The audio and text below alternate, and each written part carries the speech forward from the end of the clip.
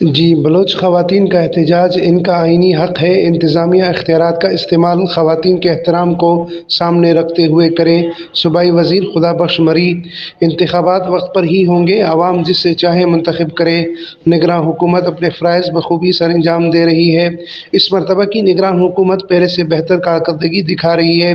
दुआ गो है कि अमन व अमान से जमहूरी हुकूमत आए जो उमूमी अवामी खिदमत कर सके। इस मौके पर मरी बिरादरी के रहनुमाओं मीर मलूक खान मरी, फैसल मरी, शेर खान मरी, जुमा खान मरी, रज़ा मोहम्मद मरी, हाकिम अली मरी व दीगर मौजूद थे। अमीन फ़ारूकी, फायर स्टोन न्यूज़, ठट्टा, सिंध।